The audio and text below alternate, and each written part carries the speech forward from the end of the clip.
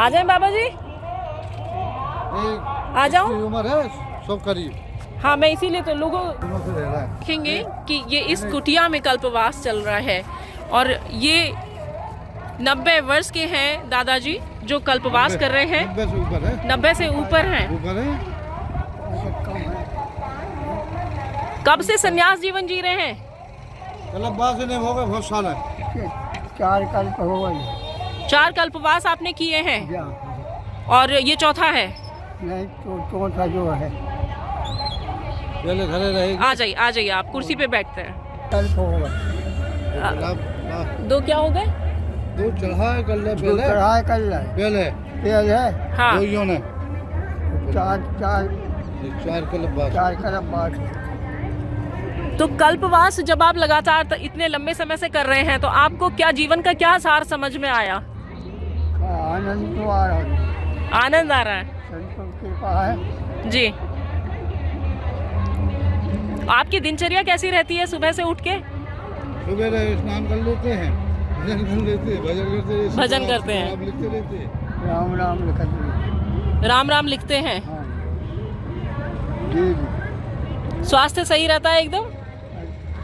गर्मी याद होगी आत्मा, कोई चिंता नहीं है। कोई चिंता नहीं। और जो भोजन है अल्पाहार करते हैं, एक समय भोजन करते हैं, 2 टाइम भी रहे, 1 भी रहे, कोई चिंता नहीं। कोई चिंता नहीं। तो पहले ग्रस्त में थे और अब ग्रस्त कब छोड़ दिया था? 3 बच्चा 1 बच्ची। जी, सब अपने अपने घर पे सेटल हैं। तो आप किसके साथ रहते हैं? महाराज के साथ? छोटे बच्चे, छोटे बेटे के साथ? तो वो आपको यहाँ पे छोड़ के गए थे कल्पवास के लिए या आप? है साथ में है। वो भी साथ में। अच्छा, वो साथ में है। जो अभी भजन कर रहे थे वो? सेवा में। अच्छा, ठीक। हम ले आते हैं गाड़ी में बिठा के। महाराज जी की कृपा है बात।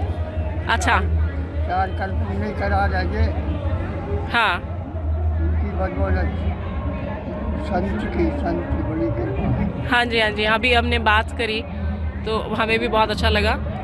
और आप पूरी दुनिया में आपको देख के बहुत जो श्रद्धालु हैं वो प्रेरित होंगे, जी। तो आप उनके लिए कोई संदेश देना चाहेंगे? का संदेश हो, आनंद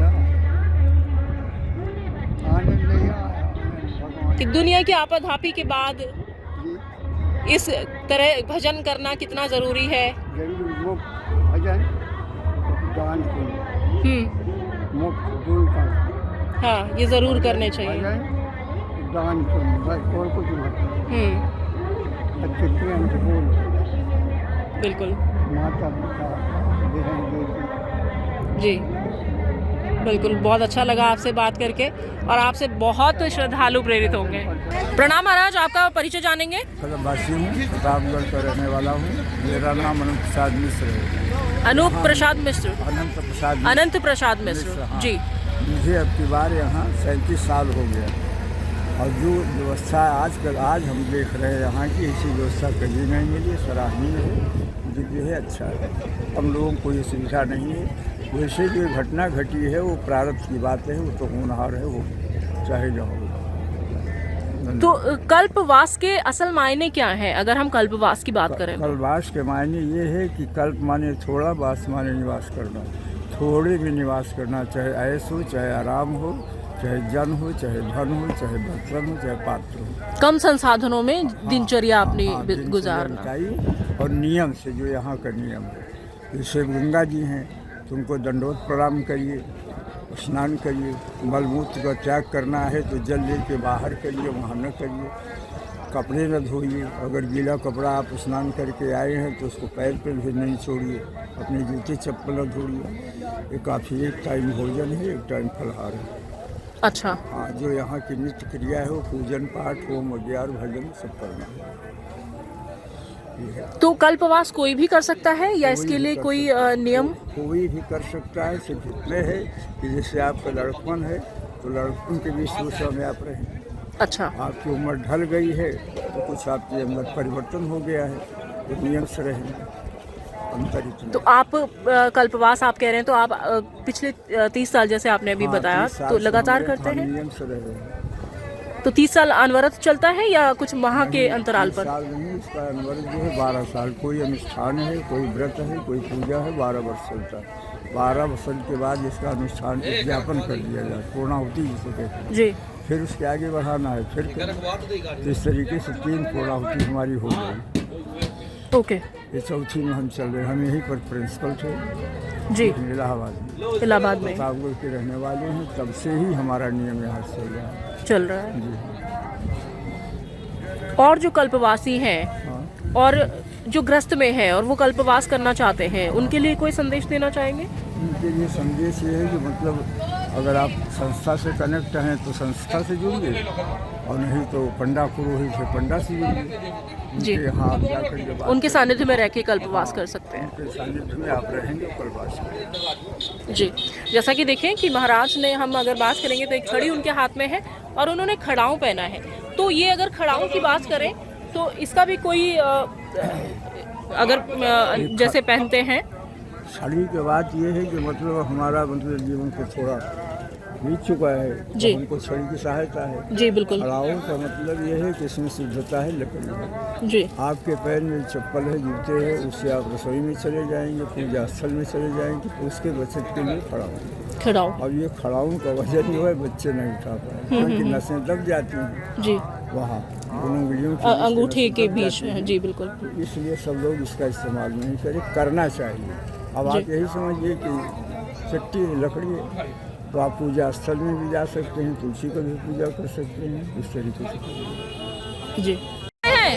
बक्सर बक्सर से सभी परिवार के साथ आए हैं? हाँ, सही परिवार के साथ आए, 1 महीना के कल्पवास में। अच्छा, तो आपका शुभ नाम?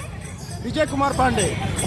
विजय कर रहे हैं आप यहाँ पे? 8 तारीख से 8 तारीख से आप कर रहे हैं। तो 8 आपका जो शिविर है वो किधर की तरफ है?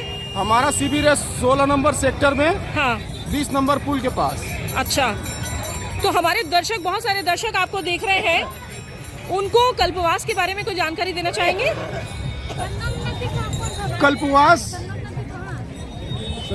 कल्पवास यही है कि 1 महीना भगवान का स्मरण करना, भगवान का भजन करना, शुद्धता से रहना, नियम से रहना। किस किस तरह के नियम होते हैं? इसमें बहुत सारे नियम हैं। जैसे कि मोटा मोटा अगर जाने। 1 वक्त भोजन करना, जी अल्पाहारी रहना, जी भगवान का भजन करना, जी। समय से स्नान करना, ध्यान करना, पूजा करना। आप सुबह कितने बजे उठ जाते हैं? 3 बजे। 3 बजे उठ जाते हैं। 3 बजे से आपकी दिनचर्या शुरू हो जाती है।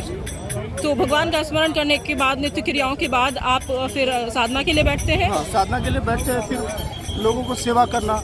जी। जो लोग आते हैं दूर दूर से, जो लोग आए हैं उनको, उनकी सेवा करना, भोजन प्रसाद खिलाना, चाहे देखना, सबको सेवा करना, यही है जी।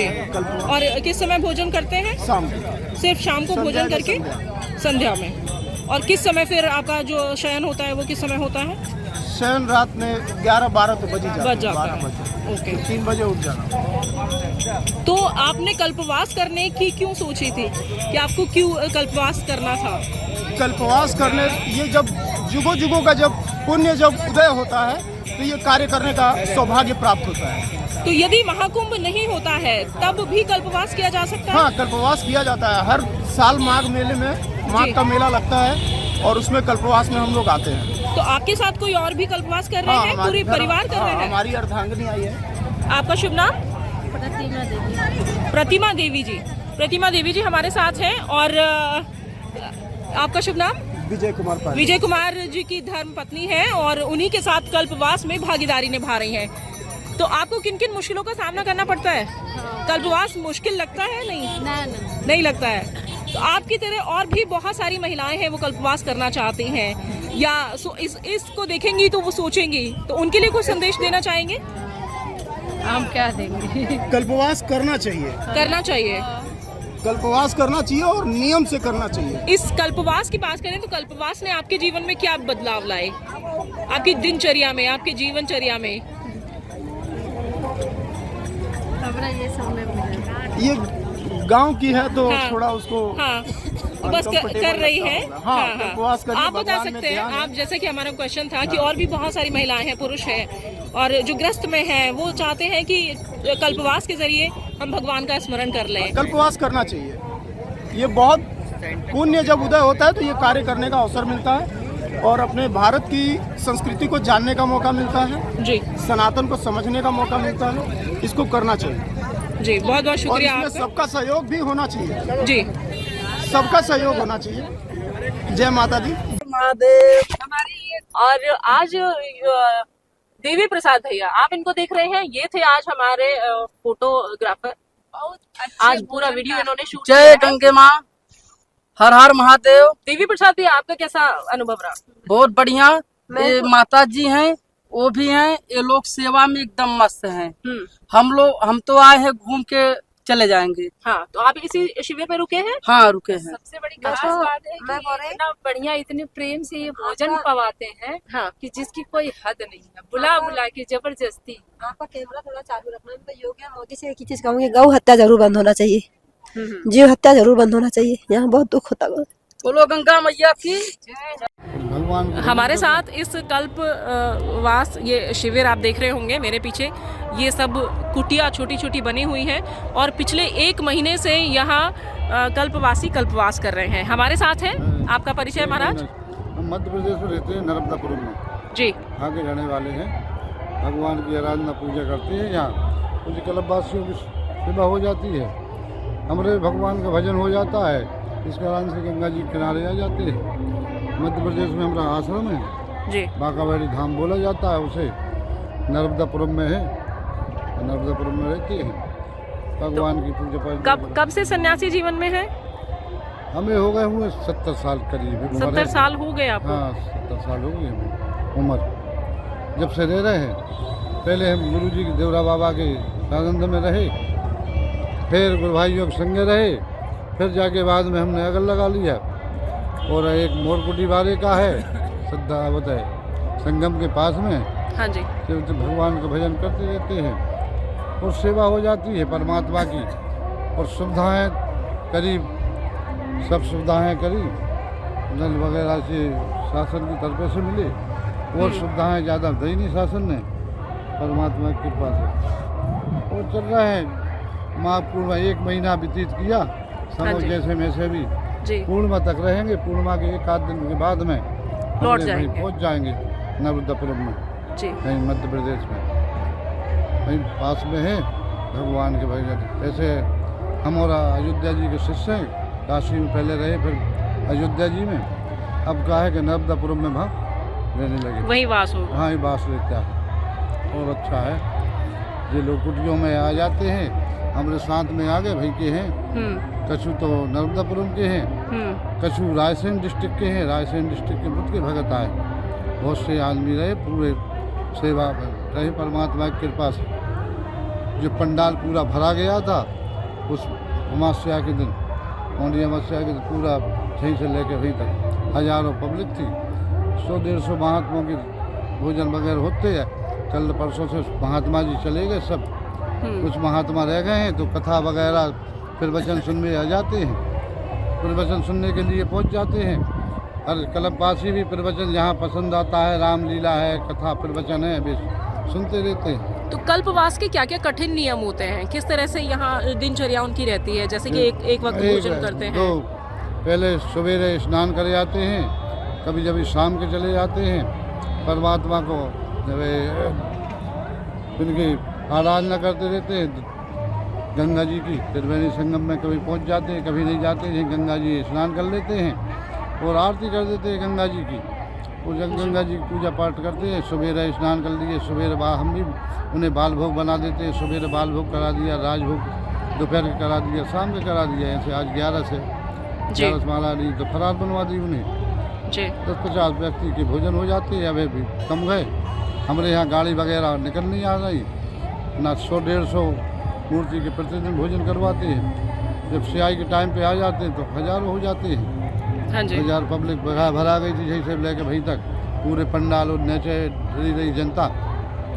मैंने पनी दे दी, पनी मैंने बांध ली गाड़ियों से, नीचे रहे आए, भगवान के भजन करते रहे। इस समय हम आचार्य प्रवर जगराम जी के शिविर में हैं और यहाँ अगर देखें तो बहुत सारे जो श्रद्धालु हैं वो कल्पवास कर रहे हैं और उनके साथ साथ आचार्य प्रवर जी भी कल्पवास कर रहे हैं। कितने समय से आप कल्पवास में हैं? मैं भी आया 12 फरवरी को आया। 12 फरवरी को यहाँ पे पहुंचे आप। और आपकी क्या जिम्मेदारियां यहाँ पे रहती? मेरी जिम्मेदारी यही कि मैं हर वर्ष एक छोटा सा संकल्प लेकर के 2017 से प्रारंभ किया हूँ श्रीमद् भागवत कथा ज्ञान यज्ञ, जो जन कल्याण हेतु होता है। थोड़ा थोड़ा लोगों के सहयोग से हर वर्ष ये संपन्न होता है और गंगा मैया कृपा से थोड़ा थोड़ा सहयोग से ही ये कार्यक्रम किया जाता है। आप कहाँ के रहने वाले हैं? वैसे तो मेरा जन्मभूमि चित्रकूट धाम है, पर भगवान की कृपा से और भक्तों के सहयोग से मैंने छोटी सी कुटिया प्रयागराज में भी ले रखा है परिवार के लिए। जी, आप जैसे आपने बताया कि परिवार के लिए आप गृहस्थ से आते हैं? जी जी, मैं गृहस्थी। और भागवत कथा का पाठ आप यहाँ पे? हाँ, मैंने बचपन से ही मतलब परिवार से कक्षा 5वीं से मैं इसी का अध्ययन किया, गुरुकुल में रहा हूँ। तो आपको पूरी जो भगवत गीता कंठस्थ है? हाँ, कंठस्थ तो नहीं कहा जाएगा क्योंकि भगवान अनंत है, हरि कथा अनंत। ज्ञानी तो नहीं कहूँगा, मूर्ख ही हूँ मैं, पर यह है कि जो भी जितना बनता है उतना स्वयं पहले लिखा है कि श्रवणम कीर्तनम यश, पहले भगवान की कथा को श्रवण करो, जितना सुने रहो उतना फिर लोगों को सुनाना चालू करो, है ना। तो वही है भगवान की कृपा से। तो जैसे कि आपने बताया कि गृहस्थ से आप आते हैं और लगातार यहाँ हर वर्ष इस आध्यात्म की दृष्टि से देखें तो भगवत गीता का आप यहाँ पे पाठ करते हैं, और भी बहुत सारे जो गृहस्थ में श्रद्धालु हैं उनके मन में आस्था तो है, लेकिन उन्हें वो जो जीवन है वो जकड़े रहता है कहीं ना कहीं। तो उनके लिए आपका क्या संदेश रहेगा? उनके लिए बस यही है कि शास्त्र में भी लिखा है, यही सर आवत अति कठिनाई। भगवान की पूजा पाठ करने में बहुत सारी कठिनाइयाँ आती हैं, बहुत सारी दुविधाएं आती हैं, पर जिस पर कृपा मेरे राम की होती है वो जरूर पहुंचता है और जरूर आस्था की डुबकी लगाता है, ऐसा नहीं। तो अभी आप जिस कुटिया में कल्पवास कर रहे हैं वो हमें दिखाना चाहेंगे?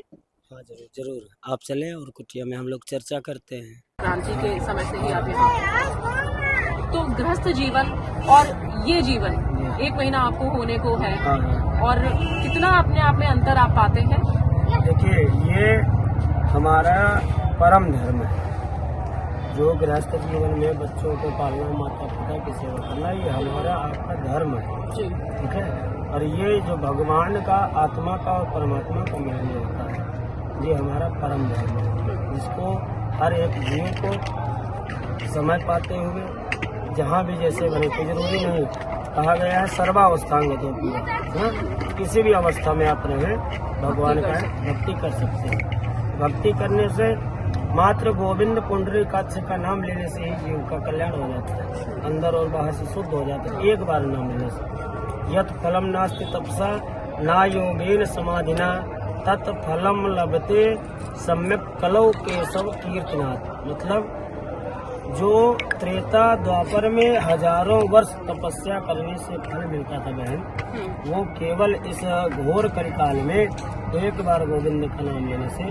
फल मिलता है। तो हम लोग भी आए हैं और भगवान का भजन कर रहे हैं, प्रसाद पाते हैं, दिन में व्रत रहता है, शाम को फलाहार होता है। एक समय हाँ, एक समय जी।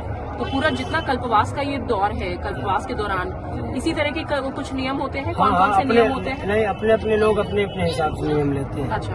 कोई अपना साधना करता है, कोई बिना वस्त्र के रहता है, कोई कंबल ओढ़ के रहता है, कोई अपने परिवार गृहस्थी के साथ आता है। तो ये नियम खुद बनाए जाते हैं या फिर किसी के सानिध्य में रह के? जैसे माता पिता ने हमें जन्म दे दिया, जन्म देने की अच्छी शिक्षा दे दिया, पर हमको करना क्या है ये हमारा स्वयं का विचार होता है। इसी तरह परमात्मा ने इतना सुंदर महाकुंभ जैसा ये पर्व आपको दिया है, अब इसमें आप अपना ये प्रचार हो रहा है, जन कल्याण में तो कोई यज्ञ कर रहा है, कोई महायज्ञ कर रहा है, कोई किसी से मतलब नहीं रख रहा है, वो सिर्फ अपनी आत्मा और परमात्मा से मिलन कर रहा है।